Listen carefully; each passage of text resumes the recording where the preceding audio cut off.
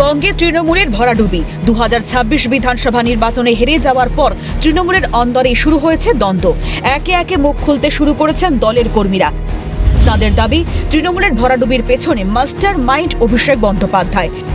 Trinamool corporate হাউসে পরিণত হয়েছিল, গোটা দলটাই চালাতো আইপ্যাক সংস্থা।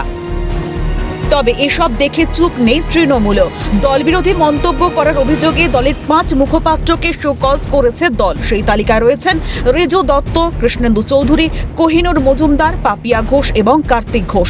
তার উত্তরও দিয়েছিলেন কোহিনুর, তবে সময় না দিয়েই তাকে বহিষ্কারের সিদ্ধান্ত নেয় দল। তবে এভাবে কি দমিয়ে রাখা যায় দলের কর্মীদের কণ্ঠস্বর? উত্তর প্রকাশ্যে। বহিষ্কারের পরেও একই দাবি নিয়ে সরব রেজু দত্ত ও কোহিনুর মজুমদার। বহিষ্কৃত তৃণমূল নেতা রেজু দত্তের অভিযোগ, পরিবারের সদস্যদের লাগাতার হুমকি দেওয়া হচ্ছিল। তৃণমূল নেতাদের বহুবার ফোন করলেও সাহায্য করেননি। প্রাণ বাঁচাতে বাধ্য হয়ে বিজেপি নেতাদের ফোন করি। তাদের সহযোগিতা পেয়ে সৌজন্যে ধন্যবাদ জানানোর জন্য দল থেকে বহিষ্কার। 4 তারিখ সন্ধ্যেবেলা স্বঘোষিত যারা বিজেপির ঝান্ডা ধরেছে, যেগুলো আগে বামেদের গুন্ডা ছিল, তারপর জার্সি পরে তৃণমূলের গুন্ডা হয়েছিল, এখন বিজেপির গুন্ডা, তারা স্বঘোষিত বিজেপি। এরা আমার মাকে, আমার 72 বছর বয়সী মহিলা, একজন ডাক্তার, তাকে ফোন করে খুনের হুমকি দিচ্ছে। আমার স্ত্রী অরাজনৈতিক, তাকে ফোন করে ধর্ষণের হুমকি দিয়েছে। এই আননোন নাম্বারস কন্টিনিউয়াস 3 ঘন্টা ধরে ফোন বেজে যাচ্ছে। আমাকে তো ছেড়েই দিন, আমার 75 বছর বয়সী সেরিব্রাল অ্যাটাকের পেশেন্ট আমার শ্বশুর মশাইকে চড় মেরেছে। তখন আমি আমার দলের সবাইকে ফোন করেছি, কারণ তখন তো সার্ভাইভালের ব্যাপার, কেউ ফোন ধরেনি। এবং তারপরে আমি না পেরে দলের মুখপাত্র হওয়ার সুবাদে যাদের যাদের সাথে এত বছর পরিচয় হয়েছে, বা আমার মা, তিনি আইএমএর, ইন্ডিয়ান মেডিকেল অ্যাসোসিয়েশনের সেক্রেটারি জেনারেল, আমি বিজেপির দিল্লির কিছু শীর্ষ নেতা এবং বাংলার কিছু শীর্ষ নেতাকে ফোন করি। তারা দুবারের মধ্যে দুটো রিংয়ে আমার ফোন ধরে।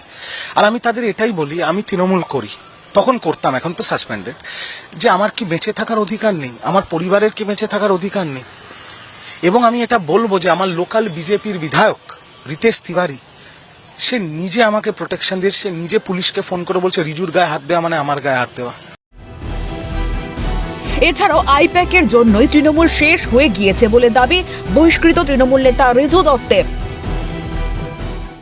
प्रतीक जैन से मैं मिला, मेरा टिकट कंफर्म हो गया था डेबरा, पश्चिम मेदिनीपुर, गोदरेज वाटर साइड में उनका ऑफिस है।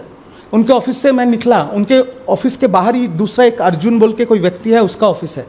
वो शायद मेरे पे डिफेमेशन केस भी कर सकता है, क्योंकि कोई प्रमाण नहीं है। उसने मेरे को बोला टिकट चाहिए तो 50 लाख देना पड़ेगा। मैंने पार्टी को भी नहीं बोला, डर के वजह से, क्योंकि इतने आईपैक ही तो चला रहा है सब, किसको बोलूं? দলের হারার মূল কারণ হচ্ছে আইপ্যাক। লাস্ট 6 মাস ধরে একটা রাজনৈতিক দল একটা বেসরকারি সংস্থা চালাচ্ছিল। আমার মনে হয়, আমার এখনো এটা বোঝার বাইরে যে দিদিমণির মতো এত বড়, আমার মনে হয় দিদিমণি স্বাধীন ভারতবর্ষের ইতিহাসে প্রথম 10টা রাজনীতিবিদের মধ্যে একজন। তিনি এবং অভিষেক বন্দ্যোপাধ্যায়, তারা কি করে বুঝলো না যে একটা বেসরকারি সংস্থায় দলটাকে তিলে তিলে শেষ করে দিচ্ছে?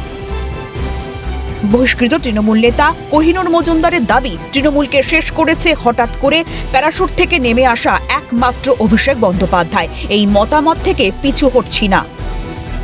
যে কর্মীরা চোখের জল ক্যামাক স্ট্রিট থেকে ফেলে গেছে, যে কর্মীরা লাখ লাখ টাকা দিতে পারেনি, এমএলএ হতে পারেনি, প্রার্থী হতে পারেনি, ব্লক সভাপতি হতে পারেনি, আমি তাদের জন্য বলছি, এই তৃণমূলকে শেষ করেছে আমাদের তৈরি করা তৃণমূল, মমতা ব্যানার্জির তৈরি করা তৃণমূল, সিপিএম এর কাছে মার খাওয়া তৃণমূল। এই তৃণমূলকে শেষ করেছে একমাত্র হঠাৎ করে প্যারাশুট থেকে নেমে, তার নাম অভিষেক বন্দ্যোপাধ্যায়। তৃণমূলের অন্দরের বিদ্রোহ আরো চরম পর্যায়ে পৌঁছে গিয়েছে। দলের কঠিনতম দিনে দলের কর্মীরা ঢাল নয়, বরং তরবারি নিয়ে দাঁড়িয়ে দলেরই বিরুদ্ধে। ক্যামেরা সুদীপ্ত দত্তের সঙ্গে অদ্রিজা ঘোষের রিপোর্ট, ক্যালকাটা নিউজ।